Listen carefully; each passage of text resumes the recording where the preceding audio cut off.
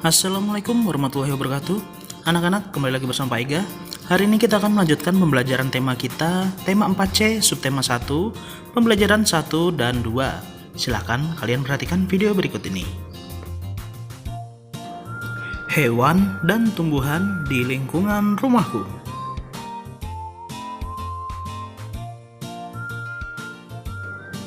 Nasi adalah makanan pokok sebagian besar penduduk dunia. Nasi sendiri berasal dari padi.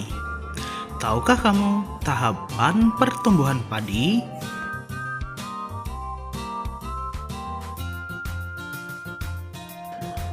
Tahapan pertumbuhan padi itu ada 3, yaitu benih, kemudian menjadi kecambah, dan akhirnya menjadi tanaman padi. Pertama-tama, benih padi direndam 1 malam di dalam air, kemudian ditanam di lahan sementara. Proses selanjutnya yaitu biji padi yang tadi akan tumbuh, bakal akar dan tunas menonjol keluar, lalu batangnya memanjang. Yang terakhir, tanaman padi akan berbunga hingga gabah matang, berkembang penuh, keras, dan berwarna kuning seperti yang kalian lihat di sawah saat panen.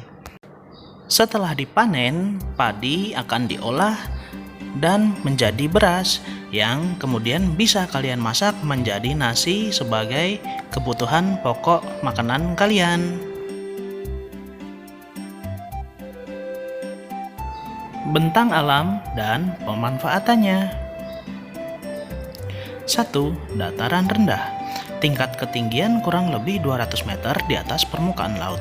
Ketinggian dataran rendah cenderung merata, sehingga memudahkan manusia dalam beraktivitas.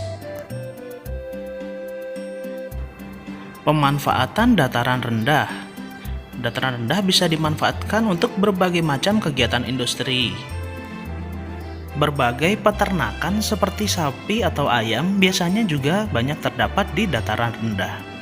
Perumahan masyarakat banyak terdapat di dataran rendah juga. 2. Dataran tinggi. Dataran tinggi adalah daratan dengan ketinggian lebih dari 500 meter di atas permukaan laut. Dataran tinggi memiliki udara yang sejuk dan juga tanah yang sangat subur. Pemanfaatan dataran tinggi banyak dimanfaatkan sebagai perkebunan teh. Masyarakat yang tinggal di Dieng, Jawa Tengah memanfaatkan dataran tinggi dengan menanam berbagai jenis tanaman seperti sayuran kentang dan wortel.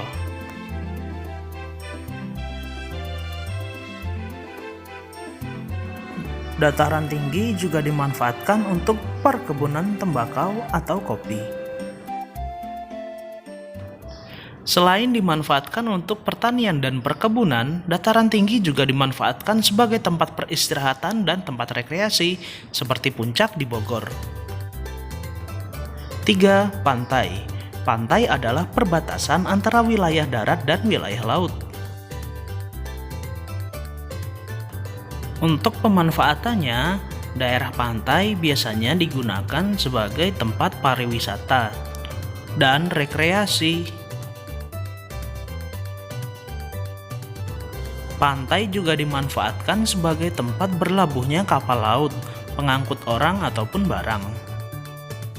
Pantai juga dimanfaatkan oleh penduduk setempat yang bermata pencarian sebagai nelayan, petani rumput laut, maupun petani garam.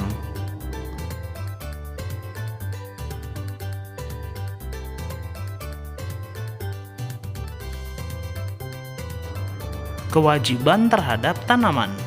Tanaman merupakan salah satu sumber daya alam yang harus kita lestarikan. Berikut contoh kewajiban kita terhadap tanaman. Kewajibannya yaitu menyiram tanaman yang kita tanam dengan teratur. Kemudian memberikan pupuk secara teratur. Membasmi hama yang ada pada tanaman. Makanan yang kita makan banyak berasal dari tumbuhan, misalnya nasi dan sayur-sayuran. Oleh karena itu, kita harus menghabiskan makanan yang kita makan. Kita juga tidak boleh merusak tanaman yang ada di sekitar kita.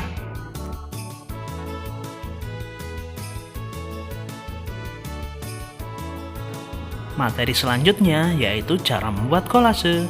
Kolase adalah karya seni tempel berbagai jenis benda kecil pada permukaan gambar. Karya seni kolase dapat dibuat dari koran bekas, kain perca, daun kering, biji-bijian, maupun manik-manik. Benda-benda tersebut ditempel dan dihias semenarik mungkin.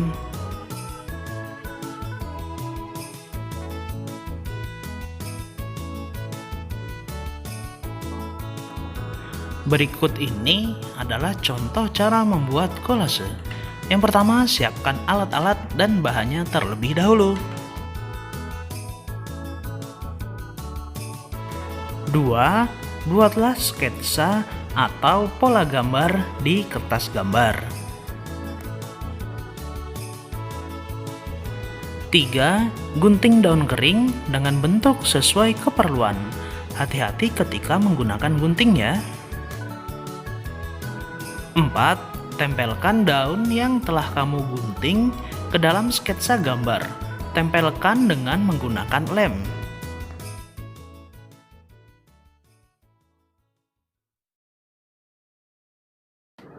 5. Tempelkan juga ranting dan biji-bijian sebagai hiasan.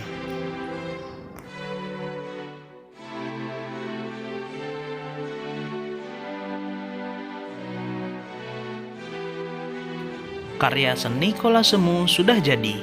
Kamu dapat menjadikannya sebagai hiasan di kamarmu atau ditempel di mading sekolahmu. Terima kasih sudah menyaksikan video dari Bapak. Kurang lebihnya mohon maaf. Wassalamualaikum warahmatullahi wabarakatuh.